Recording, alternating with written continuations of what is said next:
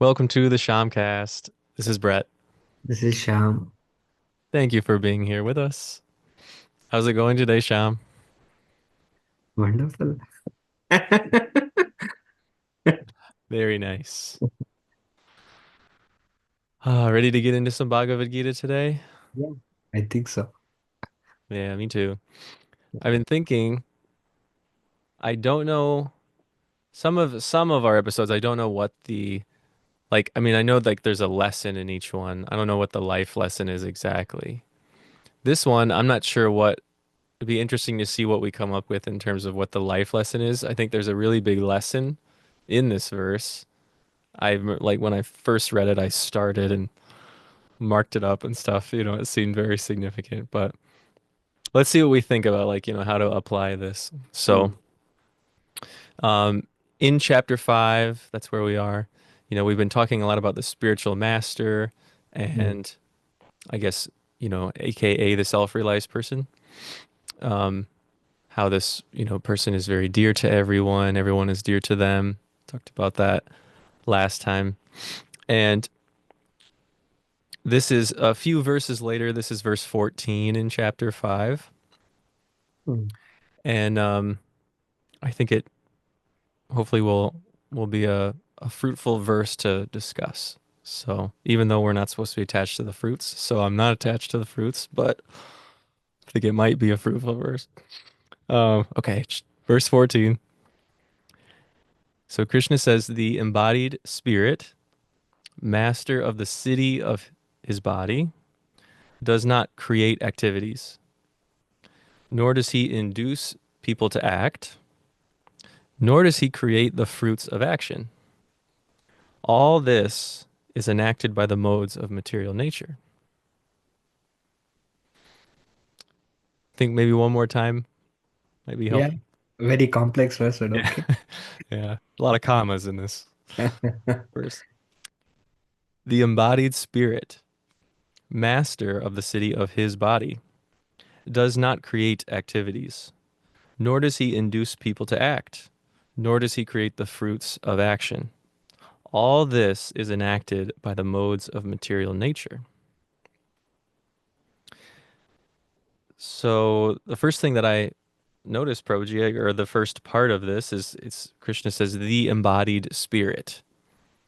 Mm, So this is sort of taking us back to chapter 2, less the first lesson to Arjuna that Krishna gives, like you are not this body. No mm, one on this battlefield is this body. This is sort of where you're lamenting for something that should not be lamented for. This is where your confusion is coming in because you are considering yourself and everyone else in your family to actually be the body as their identity. And the mm, first part of this verse is the embodied spirit. mm, So everything that follows in the verse is not about I guess, like who we think we are. mm, It's not about the ego. mm, It's not mm, about the identification of the body with the body.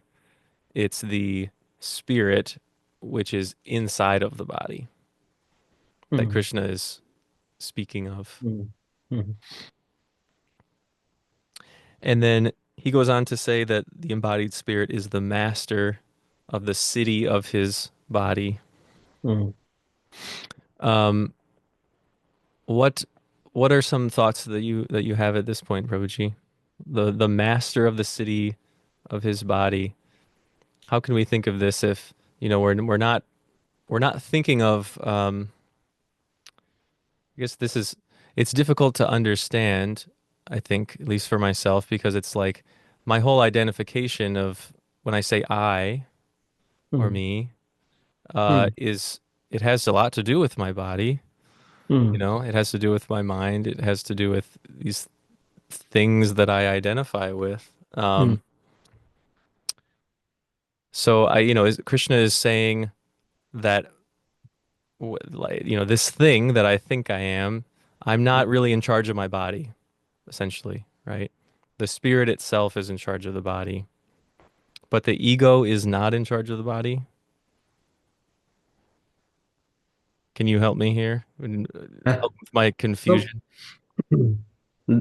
the body, there's a difference between I and my. Hmm. I is the soul. My may be what belongs to me. So this body can be called as my body. So my body is not I. Hmm. I Hmm. own this body. I am the master of this body. The ego is what makes links I with my.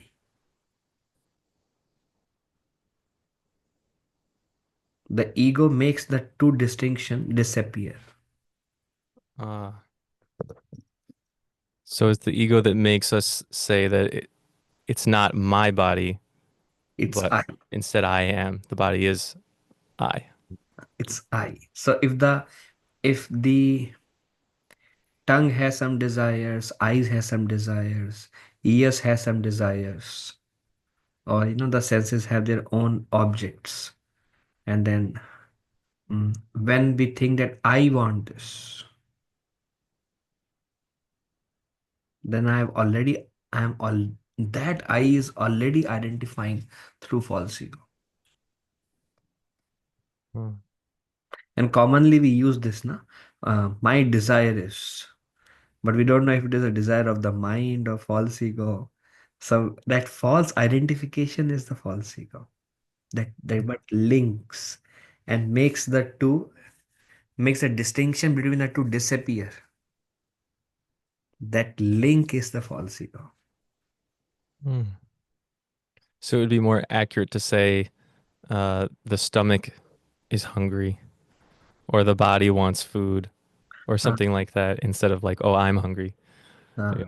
I mean, it may sound weird. We go to a restaurant and they say, "What do you need?" Well, my body needs this and my tongue needs this. So they will like, "Sir, where are you coming from? Who are you?" So it's okay to say, "Well, I am hungry and I want this." It's different what we say and what we think. Hmm. When we say my body, so it feels like a weird. So we may say, "Prabhu, I'm hungry." And but internally we may know that there is a difference. The I difference is there. Hmm. It's Uh, a very subtle thing, uh, like the definition of self. uh, And I feel like the more I think about it, the more I learn about it, the more I realize like I actually am very much identified with my body. uh, Um, if I think if you asked people that you know or just kind of out on the street like, "Hey, are you the body?" or you know, a lot of people would probably say no. mm, Um, but it's sort of like, man, that identification is like really deep in there. The whole mm, I'm hungry. It's like it doesn't feel like when I say I'm hungry that I'm just saying, "Oh, this vessel uh, sustenance and I am a soul and I don't need anything." Like that just doesn't really come to mind. That realization is not there. And so it just feels like, I, me, and my hunger are sort of intertwined. mm. That's why there's a difference between intellectual understanding and realization, or Hmm. knowledge and realization. Knowledge can be attained by reading. Realization is attained through practice, and it's long practice. Yeah, I think in devotee circle, it's good to say, "Body is hungry, Prabhu. This Mm, tongue has so many demands, Prabhu." So that way, we are again and again becoming conscious of distinguishing ourselves with the body. But outside world, it will be weird to say like that to common people. mm, yeah.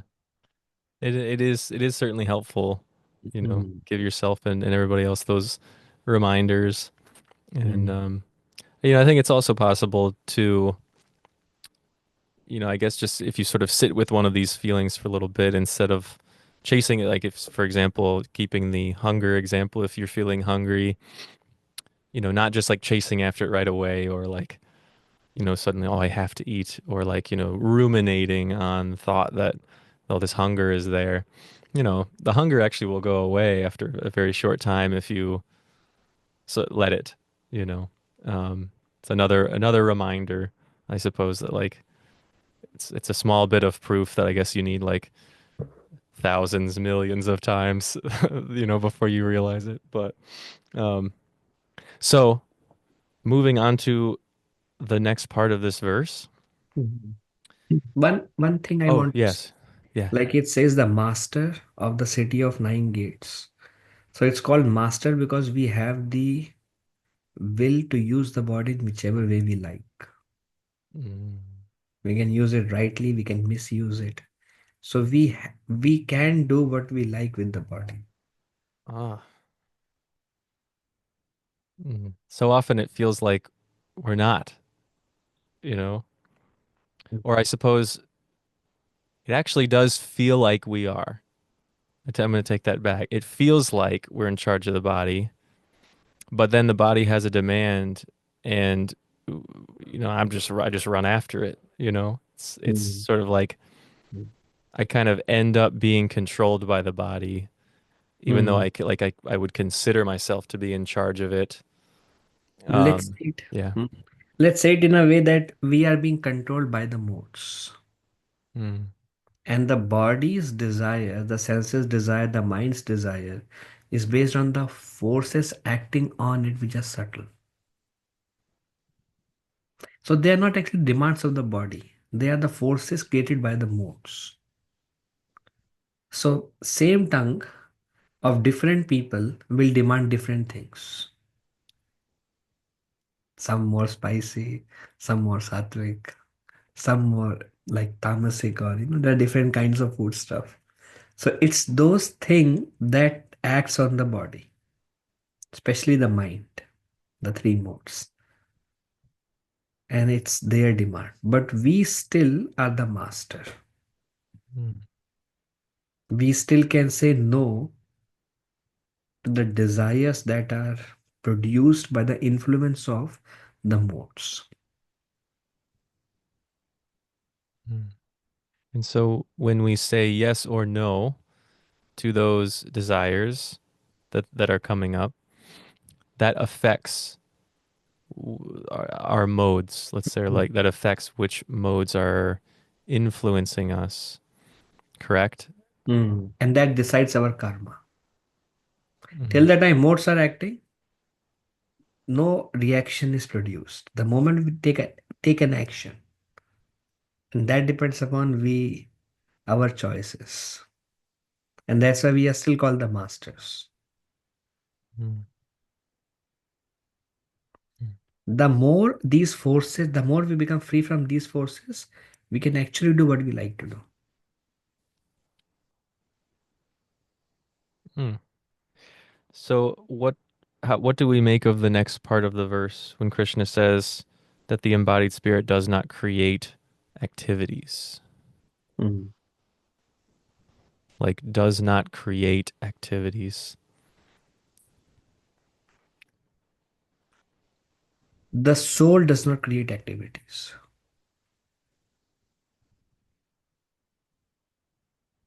The soul is as 1/10,000 tip of a hair sitting in the body. The soul does not make things work. The soul can only desire. Mm. The soul can only desire. Soul cannot walk. The body can walk. The soul desires. The body walks. The soul can only desire. That's why I said it's a little complex verse. Mm.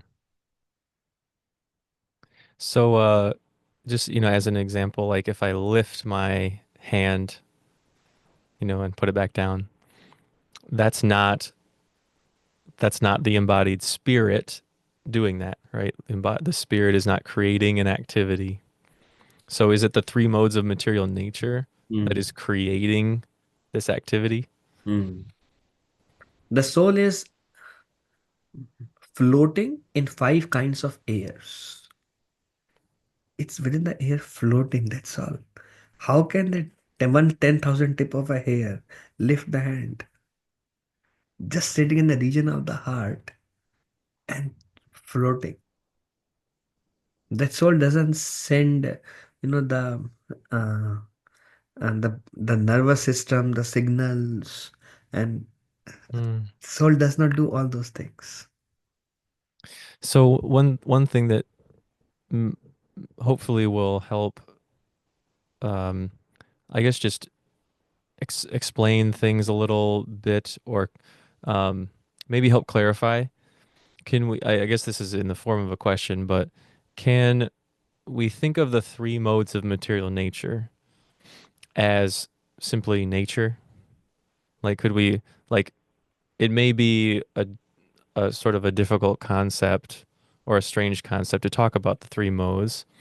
I know we bring the three modes up a lot, and obviously this verse is pointing to how significant the three modes of material nature are, Mm. and it's everywhere in Bhagavad Gita. So it's a very important thing to learn about and to try to understand. Is it the same thing, I guess, is just what I'm asking, to say the three modes of material nature are nature, So like when you talk about how the soul is this tiny, tiny thing inside that is, I guess animating the body. Mm. But everything is still run on like these natural processes, the bodily processes, the physical forces. These are all parts of nature, and these are all parts of the three modes of material nature. Mm. Is that fair to say? We can, like, well, it's not it doesn't have to be like this very difficult thing. We can, I mean, it's nature. Is that correct, or is that not? So, yeah, we can say nature is different for different people. Mm, Um, so like the nature moves the body.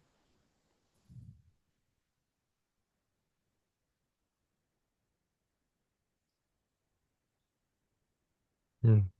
But the soul desires Soul to desire. move, correct? Yes. So that's why it is described this verse, previous verse, and next two verses. They all describe the Lord says, I am also not responsible. The living entity is responsible for whatever good or bad may come. The living entities does not create activities. Whatever good or bad comes, Lord says, I am also not responsible. For that, the living entity is responsible. Whatever good. The living entity desires, the Lord sanctions, the nature works under Lord's direction. When we desire, the Lord checks with the karma. If our karma allows, the Lord sanctions. Then Mm, the nature execute. mm. So we're sort of just always getting what we want, If our karma allows. if it allows. Like I may desire to maybe become a successful businessman, but if my karma doesn't allow, the nature, I may put activities which are produced by whatever I desire, those things may sanction. But the results that are produced from it based on karma. So Krishna says, living entity does not produce the results. He is not responsible for the results. He can put in the activities. The Lord may sanction the activities. Mm, Still, nature only produces the results. Nature only creates the activities also. mm. So is this partly why one of the big lessons so far has been to give up the results of our activities, because Or we're not actually creating them? yeah, not the results of the activities because it's already decided. If we become attached, then we will become either proud or depressed or lament. Why Mm, this is happening with me? Like God is unfair. No, it's not about God is unfair. God is perfectly fair. And how he is fair is mm, he gives what one deserves. That's how he is fair. The judge may give somebody a punishment and somebody a reward. He is not unfair to one and fair to somebody. He is partial. He is impartial. He just gives what is coming on the like. If somebody steals, then he is punished, and somebody maybe who is suffering party is rewarded. So God is fair to both.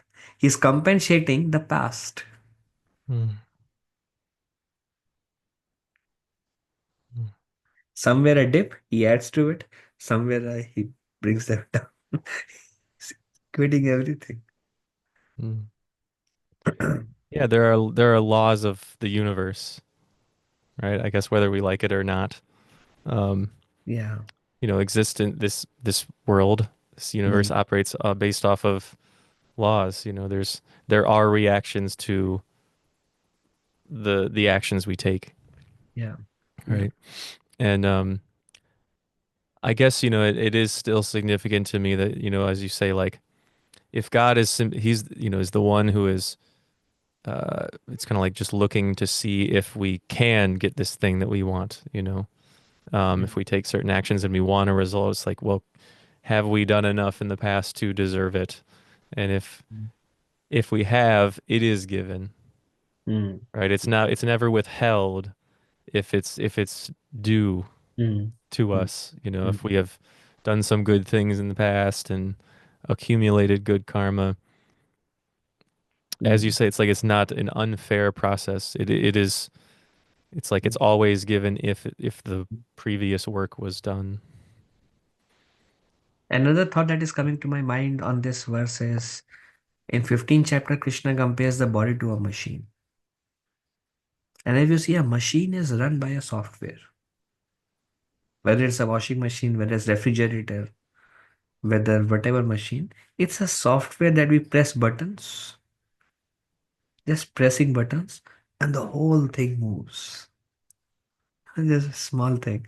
So that's like the soul desires that instigate the software, and the whole system works. It's subtle energy and then gross. See, is software more powerful or the hardware? Anyway, you see, hardware has no control over the software actually. Software has control over the hardware. But the big piece is the hardware, which is visible. The software is little subtle, not visible. But he's the most powerful actually. Mm. Oh, that's really, really helpful. Mm. Yeah. Especially, I guess, like, thinking common conceptions these days are like, there's a lot of research on the brain. A lot of Mm. people are very interested in it, and it's been studied a lot Mm. more. Mm. And I suppose it would be fair to say that there are many who kind of think that like life, whatever life is, it takes place in the brain. We see these Mm. uh, neurochemical events, electricity going through the brain, passing through neurons, Mm. and when you read about it, it's sort of like the conclusion is that's just it. Like Mm. the reason you do X is because this message was sent through the brain through these neurons. Mm. Mm. And it's kind of like, well, that's still the hardware, right? Like the brain Brain and is, everything that's going on inside of it is a very complicated piece of hardware, that we have in our heads. But but it is it's kind subtler than the gross body still. of, okay. Like even a little faulty, for example, a little fault in the hand can be repaired. Hmm. But I saw somebody, some little virus in the brain, and the whole body is paralyzed. Mm, I think they were calling it measles temporarily. Measles, some little virus in the brain, and the brain kind of cannot send the signal, and the whole body cannot, person cannot lift the hand. Soul is still there. mm, He all he could do is move his eyes. Actually, he would come to our Gopal Garden school. You may have heard. He was hospitalized. All he could do is he could move his eyes in the hospital. And the whole body is paralyzed, bro. Can't move, can't eat, can't do anything. So that shows if we were to create activities, if we had full control, then we are still there in the body. mm. And we're talking about different levels of subtlety as Mm. well, right? Mm. Yes. So Yes. differentiating between like the Yes. gross physical body and the Mm. mental body, you Mm. know. Mm. which I guess when we're talking about the brain, that's Mm. more like it's the thoughts, it's the mental activity, Mm. which is more subtle. But then I guess it's a very important step is that it gets more subtle than that, right? Mm. And Mm. Krishna does describe the levels to this in Bhagavad Gita, to where there's the five physical elements, Mm. and then there is the mind. Mm. Subtler still is intelligence. Even Mm. more subtle than intelligence is the ego or false ego, the just Mm. identification of Mm. I Mm. and mine. And then the most subtle would be the spirit itself. Mm. So, which is the subject of this verse, the embodied Mm. spirit. Mm. Actually, between the soul and the mind, intelligence, false ego, comes the three modes: In between ego and the soul, the ego and the soul. Ah, and they enact the whole subtle body. mm. So very subtle, You very cannot you subtle. cannot see mode of goodness, mode of passion, mode of Mm, ignorance. Cannot smell, cannot. Just like intelligence, we can feel the mind. Hey, my mind is becoming cranky. My mind is disturbed. Very commonly, people can feel the mind. Cannot smell it, cannot taste it. Nobody is chewing the mind. Nobody is smelling the mind. No, it's subtle, but can feel it. Intelligence, even lesser people feel it. Mind, more people feel it. Intelligence, lesser people feel it. Three modes, false ego, even lesser people feel it. Like we got some glimpse of false ego in the beginning. Hey, false ego is too thick. But mostly we cannot feel it. Correct? We can feel the yeah. mind all the time. False ego cannot feel. Once in a while we get a glimpse. Yeah, I think my false ego is too big. People conception of false ego is if I'm pained, somebody said bad to me and I am pained. So this is my false ego. But we are every activity is influenced by false ego. I'm a good driver. Everything, everything is false ego. But we hardly feel it because so subtle. Subtler than false ego is three modes. So how difficult it is to perceive three modes. Mm, mm. Which I suppose it's why it's very important for Krishna to make it clear, that this all of this is enacted by the three modes, Three This is modes. very clearly. So And probably, or go the ahead. Yeah. what connects the soul to three modes is super soul. Mm, Soul desires, super soul listens, super soul tests the three modes, and three modes make the subtle body work, and then the gross body changes. mm. And Super Soul is inside of everyone, Yes. correct? Mm, So these three are needed for anything to happen. Soul, super soul, and the three modes. Soul does cannot control the three modes directly. Some people, the Lord give them mystical power that they can control the three modes. The Lord give them their mystical powers. They can fly in the air. They can actually change. They can go against nature, and they can do it. Walk on the water, become smaller than the smallest, take a ray of sun and go to the sun planet. These are mystical powers. People are very much attracted, but it's like the Lord has given little bit. The Lord can do anything. He can move the whole universe. He can suck the whole universe, bring the whole universe. Everything material works under the Lord's desire. Krishna says in Bhagavad Gita 9th chapter, three modes are working under my direction. Three modes makes everything work. Mystical power is like Lord releases some, like Jiva can directly desire, and they can do few things. And some people say like this is divine, this is God. No, it's just some middle mystical power. The Lord controls everything. Some people can have a little bit more control. mm. Seems like it would be easy to get caught in the false ego with with some ability like that, Uh, like to think that yes, I am very powerful, like, yeah, it's false. I have these great abilities or something. Yeah. I'm better than others. All this. Yeah. Mm. Mm. So what does it mean, the next part of this verse, Prodigy, Mm. Mm. when so we've talked about how the spirit does not create activities, Mm. right? Uh, the three modes of nature are acting Mm. upon the body, right? And Start with three modes to subtle body to gross body. It goes from layers to layers to layers to layers. mm. So then when Krishna says that, the soul also doesn't induce people to act. Mm. So, and nor does he create the fruits of action. So like if I came up to you, and said, "Oh, Sham, here, eat this prasad. Here, this is really good. Eat this prasad."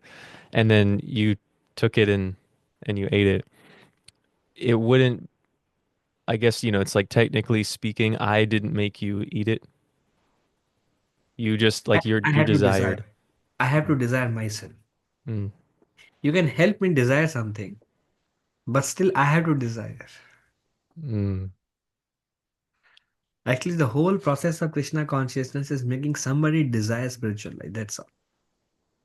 And then the Lord enacts in their life because the living entity is insignificant. Living entity is insignificant. So, if somebody desires, I want to make spiritual progress, then the Lord intervenes and helps them.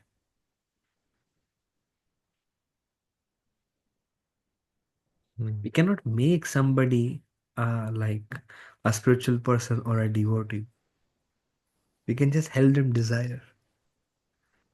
That's all. mm, mm. Yeah. It's very interesting. Like we don't there's a lot in here about, how we're not the doer that's Mm. spoken about in this chapter. I think that's it's sort of a big like kind of overarching theme of chapter 5. Like, we are not the doer of our activities. It's like a very it's a difficult thing to grasp. But it does sort of all go back to the original lesson, right, from chapter 2, that you are falsely identifying. Mm. You are not that body, and neither are those people. And the identity that is wrapped up for you with your body and for you them relating to their bodies Mm. is not true, right? And you're not Mm. in control.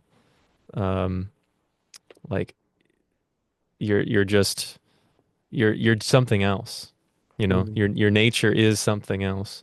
Mm. And um, in this chapter, it's also, I feel like it's pointing us toward the goodness, like the purity and the goodness of the nature of that soul. Mm. Like with our last verse, this person is dear to everyone, everyone's dear to them. We spoke at length about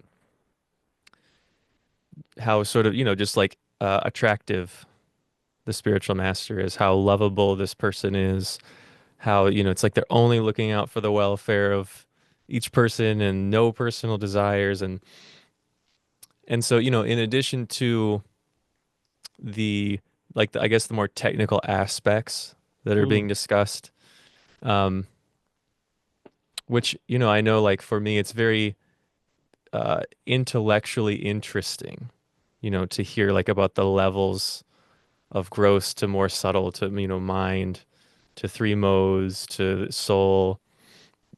Very difficult to try to understand, right? Mm. But I think the more significant point that hits home for me more anyway is it's, like the nature of this spirit that's being talked about, which is like, I guess you like embodied. It is, it's Mm. living in the body or it's Mm. temporarily in the body is very good. That nature is, just wants good for all living beings. It's not selfish, very lovable, very attractive. That's like what the nature is Mm. of of the spirit. Mm. Mm. Yeah, subtle body kind of put some sand in the pure soul.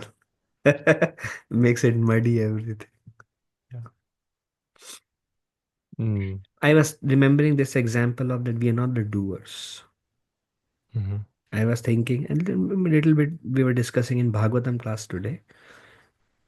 The Lord can create without, like, usually to create children, a boy and a girl is required. The Lord can create without any, without Lakshmi ji or like Lord's consort. From his navel comes Brahma.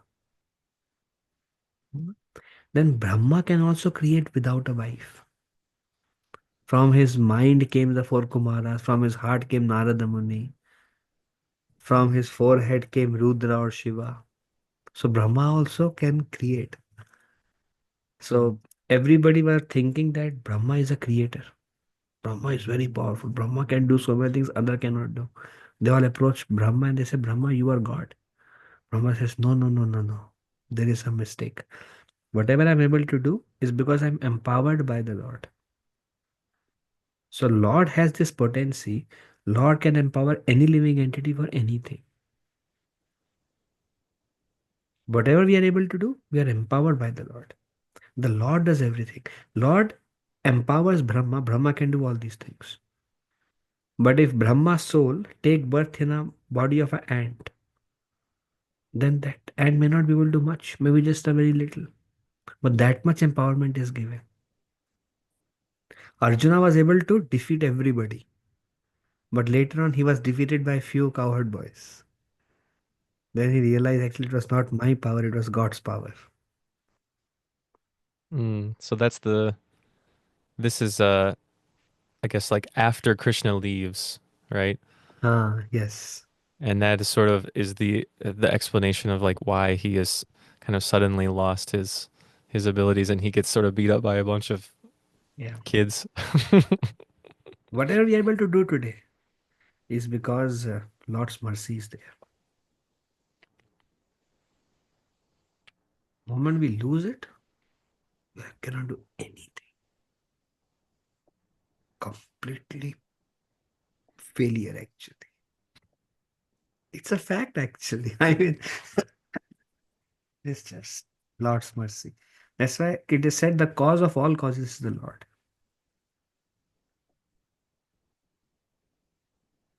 Mm. Yeah, it's the attitude of the devotee. Ah. And it's a Yeah, fact, actually. yeah, The devotee is yeah. just Let's say the realization. recognizing, he just recognizing the reality. Yeah. It is not And devotee's humility. It's a fact. mm, Yes, saying something. no, sure. And I think that's it's very important to highlight. Like it's not a sentimental statement. It's not Mm, false humility. mm, You know, we're very familiar with false humility in the mm, world today. Um, but yeah, real humility is it's very serious. It is not like a kind of oh, I'm just saying this type of thing, mm, you know.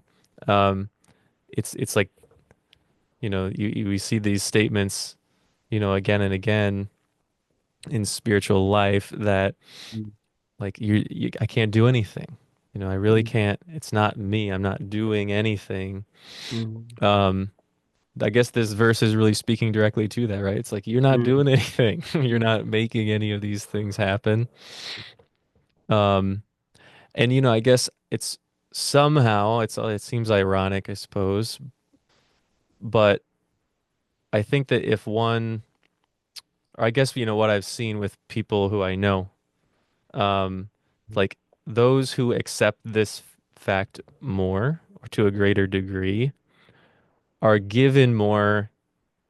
They're given more in the world. They're given more power. They're given more ability. They're given more realization. mm, Um, mm, and so, yeah, it's like it takes that humility. You know, mm, humility is a requirement to mm, to mm, progress, right? And so, those who really can like truly say from the heart, you know, it's not. I don't want to take the. I'm not taking credit. Not out of some false feeling, but because I know it wasn't me. You know, like I know that you know, without God, it's nothing. Those are the people who continue mm, to get, mm, more and more. Then they do something even more amazing next time, right? mm, mm, Um, and so that's how it goes. mm. Others can do good things, can have good results, but that is just by karma. Devotees, no karma required. Yes. Mm. Mercy. What you said? Devotees, yes. Somebody may be very big businessman, may be very successful, and may think I'm the best. Or it's just the results is from karma, and they are empowered. The material nature reciprocated it in that way. The Lord gave them the desire, and it, everything is orchestrated by three modes by the material nature that they were successful because they deserved it. And Lord, based on what they say, the karma will come to them, good or bad, success or failure. Lord won't put breaks there, just approve. Mm. I guess the thing about karma is that it runs out, Ah, it right? So yes. you can think of this as a good or bad thing, I suppose. If you're going through a lot of suffering, a lot of bad Yeah. karma, it seems like a good thing. Like, well, it's gonna run out. So, Uh, um, but if you are the successful person in the world, it's maybe not such a good thing. It's like, well, yes, you did deserve that very successful business and the big house and all these things, but it's used up now, It's like yeah, you got to keep doing more and more, so yeah, much, yeah. so It's a much work struggle. just to Yeah, deserve this stuff. yeah, So yeah, that's that whole cycle is what we're sort of trying yeah. to get out of, right? Mm. And I guess another thought that I had as you were giving that example, Prodigy, is like there are some business people who, they're the owner, they're the CEO of a big business, but they don't have that sense of or that feeling like I'm so great. Yes, Mhm, it's because of me. There are those out there who really mhm, appreciate the work that everybody else does, and they can very genuinely say that it's all of these people who are making all this happen, and all the credit goes to them, and this is like it's like the training for leadership in business is like tells people to do these things. It's like a good leader gives everyone else the credit. Doesn't mhm, expect anything, is always looking to serve, is always looking to help everyone else, to do their job better, to give people what they need. And those are the types of bosses that everybody loves to work for. mhm, And so it's no coincidence that this is like the description of what a devotee will do as well, right? mhm, Someone who really just sees it as it really is. I mean that business owner is responsible for the business. They mhm, might have started it. mhm, Um, they've obviously done a lot of work for it, but when it comes to like how it operates on a day-to-day mhm, level, it's really like everybody else. mhm, The person who's in charge is not mhm, doing any of that. They're in charge of very big decisions, um, and many things, but it's like when it comes to that process actually working, mhm, they're not, mhm. they're not doing it. There is one difference between those successful people. Among them, some may be devotees, some may not be devotees. Those who are successful, not devotees, they are mode of goodness. Successful devotees, they give credit to the Lord. Like they can see the hand of the Lord. In successful, people who are not yet devotees but successful and give credit to others are in knowledge, are humble, mode of goodness. That also runs. Mm. So if you're in mode of goodness, you're not there yet, but it is said, we have to get into goodness before we can transcend it, right? Yes, it's We have to you are move through most that stage. favorable in a way. Hmm. You are in the best position to go further in a way. Hmm. Well, very nice. Any other thoughts, Prabhuji, on this verse and the soul and activities, modes of nature?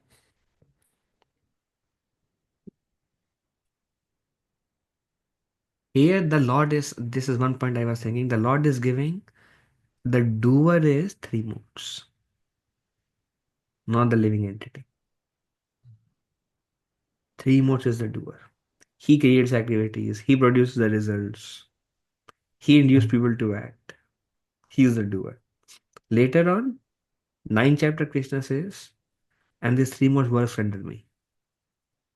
So Krishna took the whole doership to himself. Interesting, right? Mm. So first he says, living entity is not the doer. Three modes is the doer. Then this is three modes is whatever I say. Mm.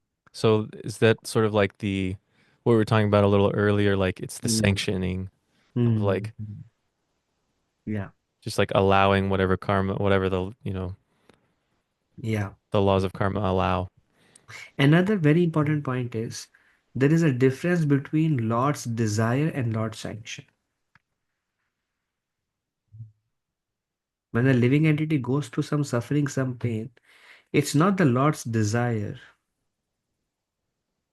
but the Lord's sanction. Lord desire, everybody comes back to him. Everybody love him. Everybody engage in loving service. Lord sanction, what can be done? This is, I have made these laws. I don't want to go against my own laws. So he let that come upon them.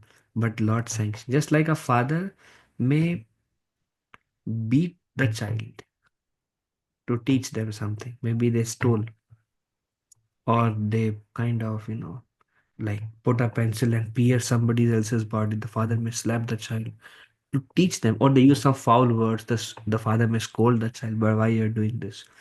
But it's not, it's like the father is doing this to teach, but the father's ultimate desire is the child becomes a very good, like successful, humble, gentleman, soft, caring, loving. Mm. So it makes me think of, I guess, a question, Prabhuji, about, I guess, like who gets the blame when we do something that's not so good, you know? Um, and I mean, can we, as we're talking about all of these different things, I mean, I suppose it makes sense to me that, like, say, if I stole something, I can't just say I wasn't me. It's like it's the three modes of material nature stole that object. I didn't steal that object. The material nature did. Like, because ultimately it's the spirit is desiring, right?